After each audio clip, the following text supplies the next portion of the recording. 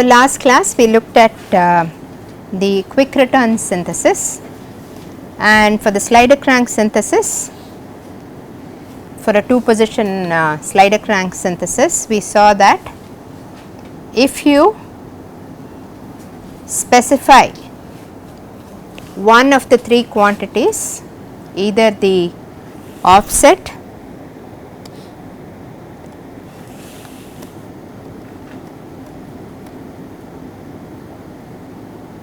or length of one of the links R2 or R3, then you get a unique solution. So, we looked at the case where the offset was specified. We will look at the other 2 cases today. So, essentially the fixed pivot lies on the circumference of a circle whose central angle is 2 delta, where delta is your construction angle based on the time ratio.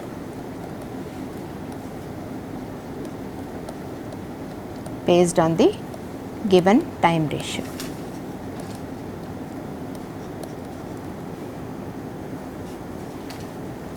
So, then this chord anywhere on the circumference of that circle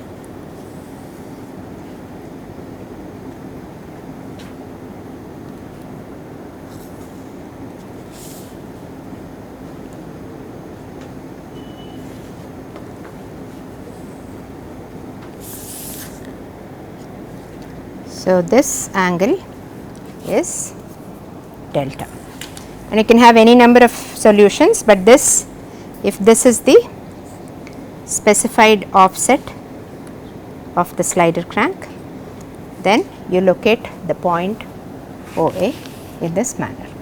Okay. So, today we will look at the, so from here I can now determine R2, R3.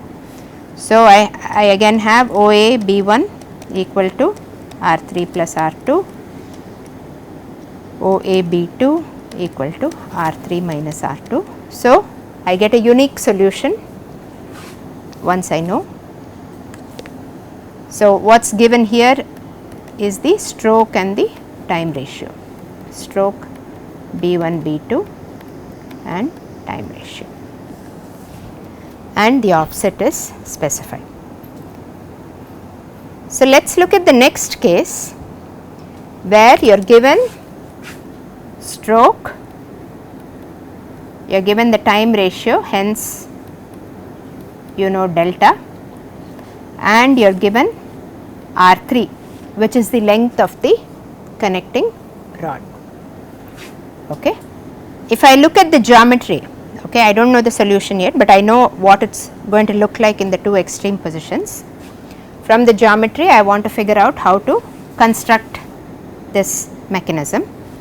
So, if I join A2 to A2 A1 and extend it to meet B1 B2 at M, okay, I have joined A2 A1, the 2 extreme positions of the crank, and extended it to meet this at M. Now, this angle, what is this angle? That angle is just delta, right. If this is OA, then this angle is delta. Now, if I look at triangle OA A2 A1, okay, delta is my external angle. So, delta equals sum of the interior opposite angles, which are OA A2 A1 and OA A1, sorry, A2.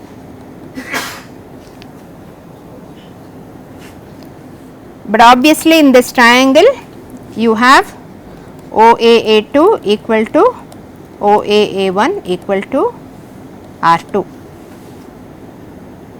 that is the radius of that triangle. Therefore, these two angles are equal.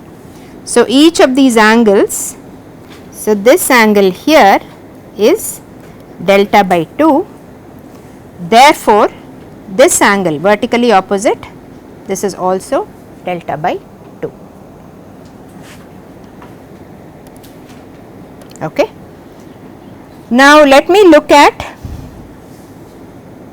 triangle MA1B1 and triangle B2A2M. This angle is also delta by 2. So, let me call this angle psi. Okay. So, if I say, if I look at these two triangles, I can write sin psi by the sine rule, sin psi by A1 B1 equal to sine of delta by 2 by MB1, and then from the other triangle I can write sine of pi minus psi. This angle is 180 minus psi or pi minus psi. So, that divided by A2B2 equal to again sine of delta by 2 by MB2. But sine of pi minus psi is sin psi. So, this is equal to sin psi by A2B2. Therefore, so you have A1B1 is also equal to A2B2 because that is the coupler length. Okay. Therefore, from these two I see that MB1 equal to MB2. Okay. That is M is the midpoint of B1 B2. Okay. So, what does this tell me? A1, okay, lies on a circle which makes a center, for which the chord MB makes a central angle of delta, because MB1 makes delta by 2.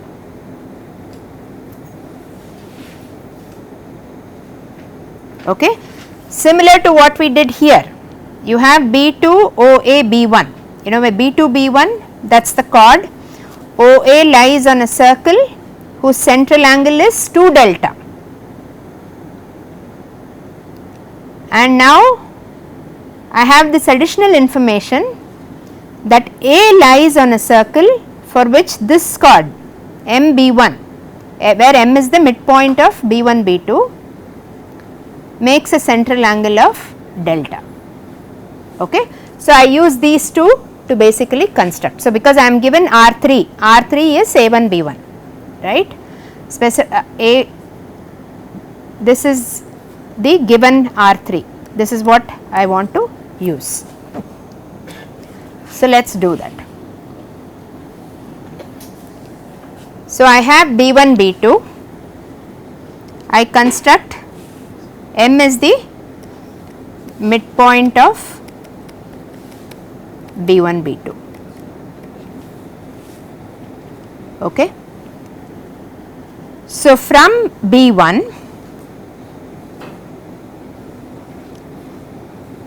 if I draw the perpendicular bisector of B1 B2, then if I construct this with delta, minus delta angle, okay, this way, then this gives me where it intersects that perpendicular bisector.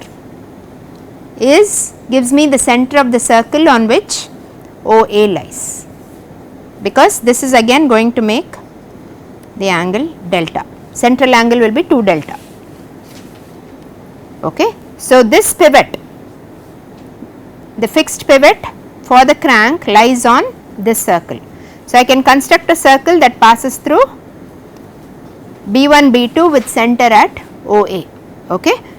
And I know, so all I know now is this is the circle on which OA lies. Okay. Then I also have this additional information that B1M, okay, I am looking for the point A, right, that has to lie on a circle for which this chord makes a central angle of delta. Okay. So, this is if I construct the perpendicular bisector of MB1, okay, and then this angle is minus delta by 2. So, where it intersects this perpendicular bisector gives me the center of the circle on which A1 lies. This is from the previous slide, the geometry. So, now I draw that circle. This is circle A1 on which the locus of the possible points for A1. This is the circle on which all the possible OAs lie. Okay. So, now once I construct this circle, I know the length R3. So, from B1, okay, I cut A1 such that this distance is R3. That gives me the location of A1, lies on this circle. Now, I extend that, because if you go back,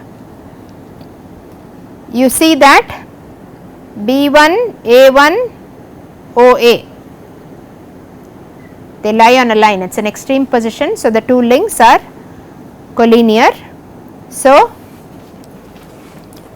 I extend, I found A1 on the circle K1, then I extend it to meet the circle OA, and that point gives me the point fixed pivot OA. Okay.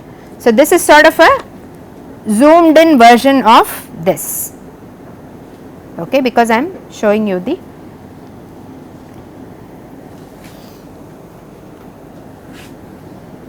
So, you see that OA still lies on a circle which makes a central angle of 2 delta. A1 lies on a circle with central angle of delta, where MB1 makes a central angle of delta. In the first case, B1, B2 makes the central angle delta. OA lies on that circle. Okay. So, using simple geometry, I have now gotten a unique solution. So, I have a particular stroke length, I have a particular time ratio, I have a particular link length for the connecting rod, and then now once I do this, how do I find R2? R2 is nothing but R2 is once I do this construction, R2 is OA A1, and my offset is this. So, get R2 and offset from the once you finish the construction. Okay. So, this is for the case where the length of the connecting rod is specified. So, you had options for 3 things: the offset, then the length of the connecting rod. Now, the last one that we will look at is the length of R2 OAA.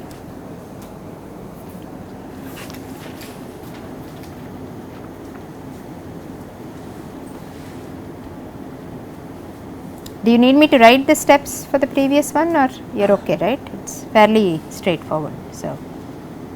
So let's look at case 3, where stroke is given, delta is given, and R2. These are the given quantities. I need to determine R3 and the offset. So again, let's look at the geometry. So first I construct a point D on this A1 B1 such that B1D equals twice the R2 that is given. So this angle is delta. So here I do not know, I am taking a general case and trying to figure out what my construction should be. Okay. So let us say my B1D is 2R2, then what is my OAD? OAD is OA B1 minus B1D,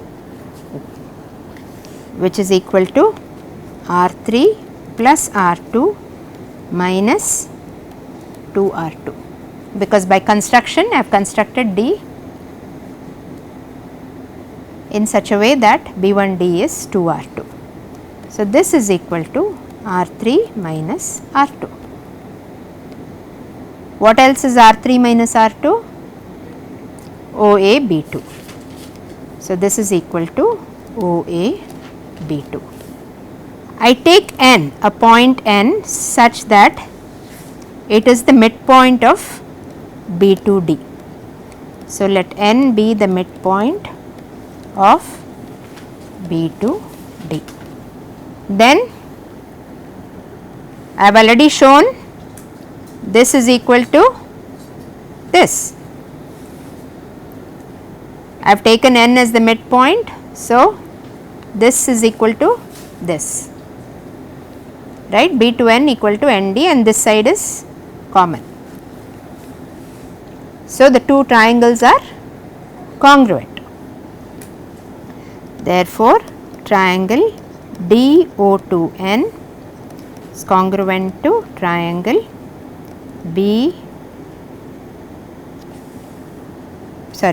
OAN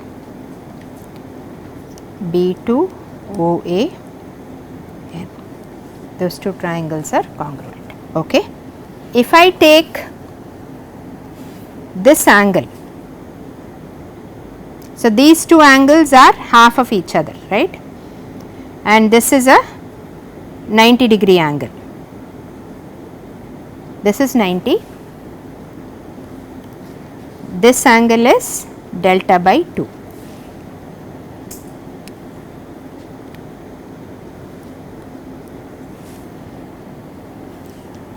So what is this angle?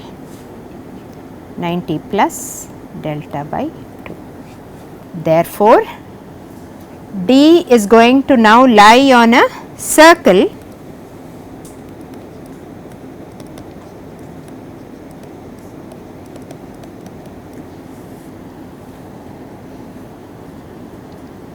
call it KD with chord B1 B2 subtending a central angle of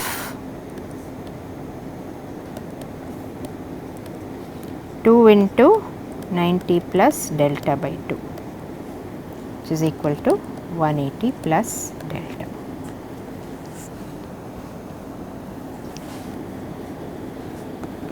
Okay. So let us do the construction.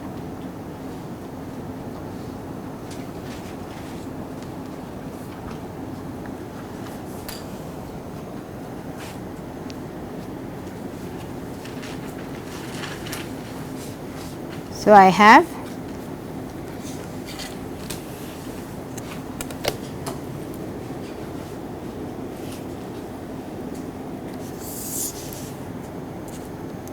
B1, B2. This should be B2, this is B1. I have B1, yes. Would the angle not be subtended 90 minus delta? Why would it be 90 minus delta? B1, B2 subtending at 90 and the B1, B2 subtending at the center. Those two are supposed to add up to pi. So this would be on the other side. Yes. Yes, this would be on the other side of the, it will be on the other side of the other segment of the circle, because it is an obtuse angle. So it will be on the smaller segment of the circle. So you have B1, B2, okay. Then I construct the perpendicular bisector of this, okay. So my OA will still lie on the circle, which makes a central angle of 2 delta. So if I take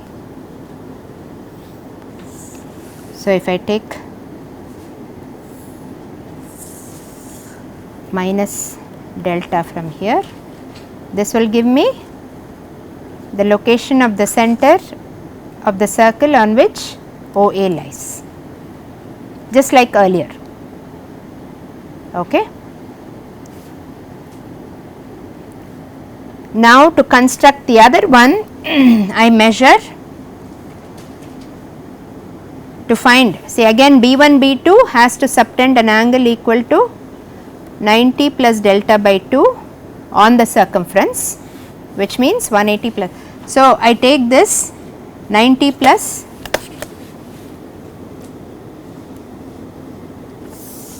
this angle, okay, that is equal to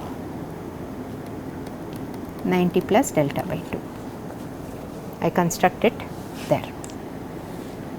So this gives me the center of the circle on which point D lies, okay. So I can construct that circle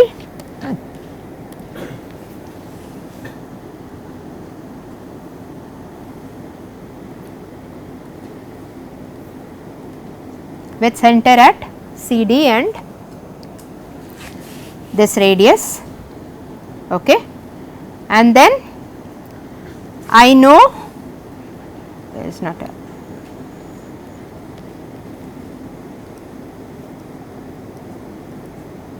okay. So this is the circle KD, okay. Now I know that B1 to D is 2R2. So from B I cut an arc to find this point D, such that B1D equal to 2R2, okay. So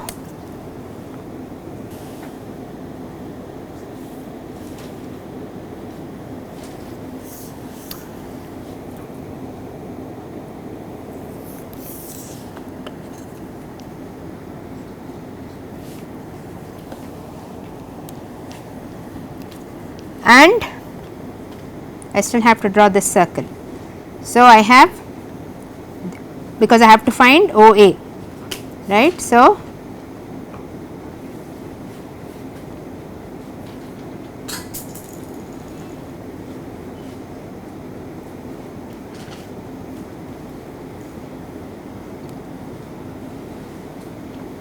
this point here will give me, okay, the fixed pivot of that, okay. So now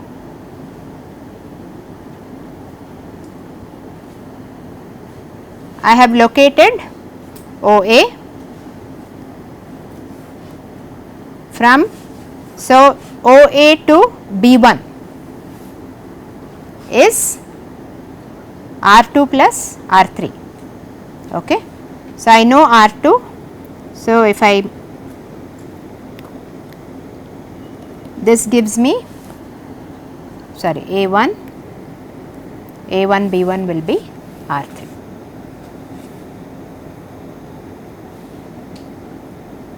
Okay, and my offset is this. So, OA B1 equal to R2 plus R3. So, I know. So, I found R3 and the offset. Okay. So, if you remember this one figure, the two extreme positions, and it is just geometry using congruent triangles or similar triangles to do this construction. So, you do not really have to mug up the steps or anything, it is fairly straightforward. Okay.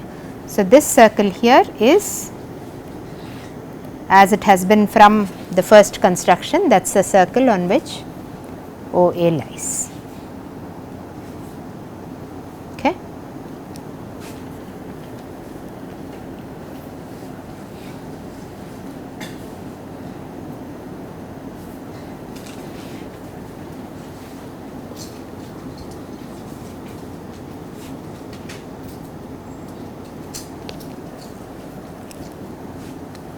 So, this kind of wraps up the slider crank synthesis for a given stroke length. If you know the two extreme positions, the dead center positions for the slider crank, then you can synthesize the slider crank for a given time ratio, and either the other things, then you have, you know, an infinity of choices, but if you specify one more thing, then your solution becomes unique. Okay. Otherwise, you only have how many choices? An infinity of choices, because if you are given the stroke length and the time ratio, OA necessarily has to lie on the circle that passes through the two extreme positions and makes the central angle 2 delta. Okay. So, any point on that circumference of the circle of the segment where it makes delta, you can find the location of OA, but if you specify one more quantity, then your solution becomes unique for that particular problem. Okay. So, now from two position motion generation and the dead center synthesis, we move on to 3 position motion generation. So, we saw that for 2 position motion generation, you could have an infinity square of solutions if you wanted a 4 bar, an infinity of locations for the pivot OA, infinity of locations for OB, and then you could create infinity square 4 bars to do that. Now, we come to 3 position, where again we use the fact that if I want to move the coupler from A1 B1 to A2 B2 to A3 B3, okay, that is my motion generation. Position and orientation of the coupler in the plane changes. Then essentially I am looking at finding a circle that passes through A1 A2 A3 and another circle that passes through B1 B2 B3. So, A1 A2 perpendicular bisector, A2 A3 perpendicular bisector, they will only intersect at one point. So, now this becomes a unique solution. Similarly, for B1 B2 B3. So, if you specify one more position for the coupler, you have gone from so many solution options to a single solution. Okay. But that is assuming one thing. What am I assuming here? Why am so that seems really restrictive, right? That seems really restrictive, that I don't have a choice anymore, but it's not really true. Why is that? They're not the limit positions, that I can make them the limit positions, but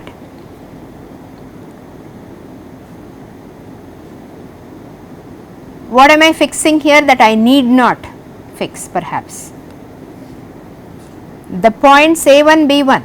See, I can still have a body, okay, for which these are my reference points. I am looking at the orientation of A1, B1, A2, B2, A3, B3 to define the position and orientation of that rigid body. But I may have flexibility in, do I have to make A1 my pivot, my moving pivot, a circle point? No, I may not have to do that. In some cases I may have to, in which case it becomes severely restrictive, but otherwise I actually have how many more solutions that are possible? I can choose any A on this body. So, infinity square for moving pivot anywhere on that plane.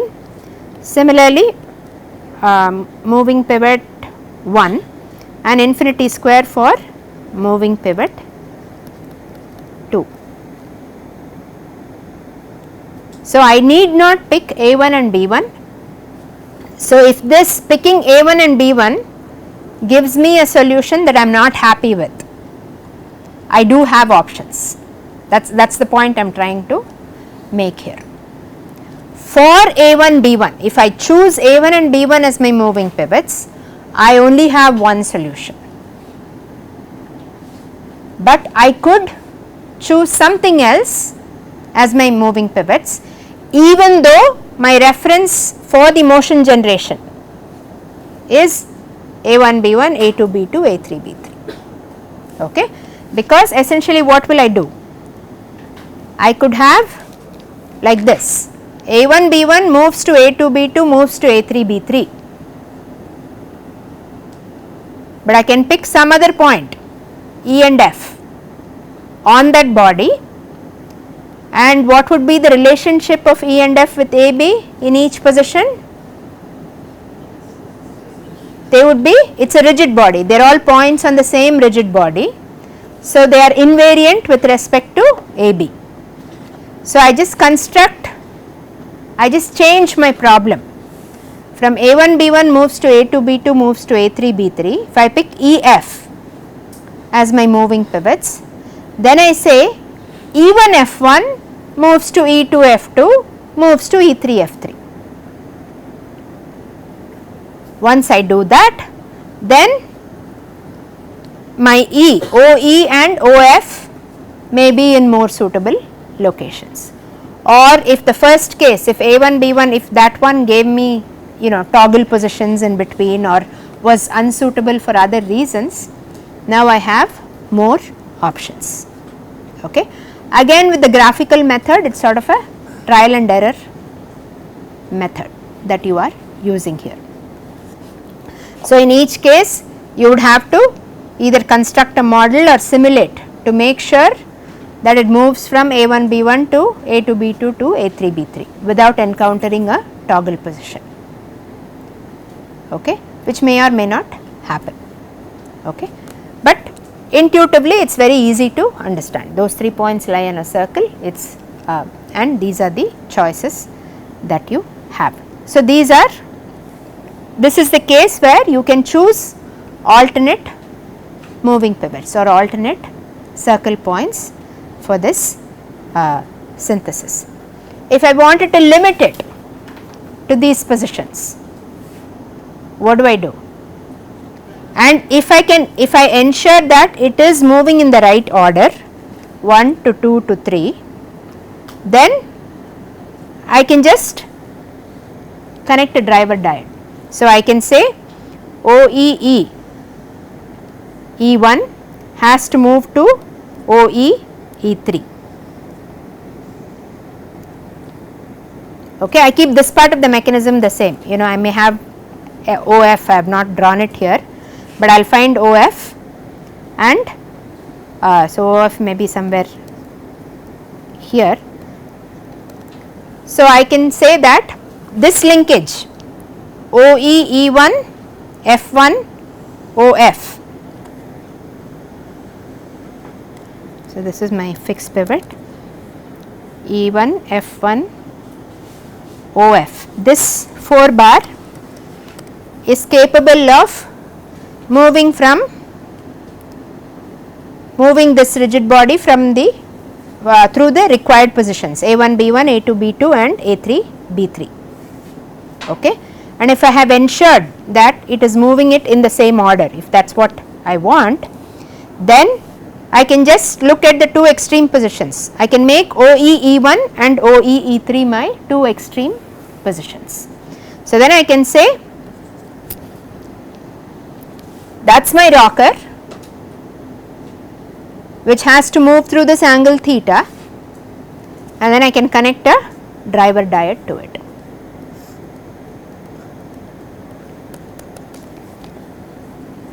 I can choose some point somewhere again on this body and connect a driver diode to it. So, when I do that, now I have accomplished the 3 position motion generation as well as limiting it to the extreme positions, so that it is not going to some A3 B3 that A4 B4 that I do not want. Okay. I am limiting it to go from A1 B1 to A3 B3 and back to A1 B1, and additionally with the driver diode I can now give a continuous input. Okay. So, using simple geometry I have been able to accomplish all this synthesis objectives. Okay. So, that is the beauty of the graphical methods. It's very simple and very intuitive. Okay. Here is a real life example. So, say you have a dump truck, okay, and essentially you see all these construction trucks everywhere, right. So, you want to dump, so for which this bin has to move, that is your rigid body now. It has to move from x1 y1 to x2 y2 to x3 y3. Okay. I may or may not need to specify x2 y2, it just depends on how it is going, but I may want it to move gradually. So, I may want it to hit that position, and so, but I may not be able to locate my moving pivots, or if I locate my moving pivots at x1 y1, I may get a solution that is off the bed of the truck. Okay. So, in that case now I have to find alternate moving pivots. So, alternate moving pivots that can still, so alternate moving pivots that will still give me a solution that lies within the space that I want. Okay. So, this is 3 position motion generation, and we have now looked at 3 position motion generation with alternate moving pivots as well. Okay. But here again it is still a hit or miss. I may have to try. So, I may have to pick some other points A, B, see if that lies within the bed of the truck. Okay. In real life situations, you may be more constrained by where the fixed pivots are located. Okay. I may have only a certain space where I can locate the fixed pivots for the linkage. So, in the next class we will see the case where if the fixed pivots are given, how do we design the linkage to still accomplish the same motion generation for the coupler, okay, and that is where we will use inversion. Okay.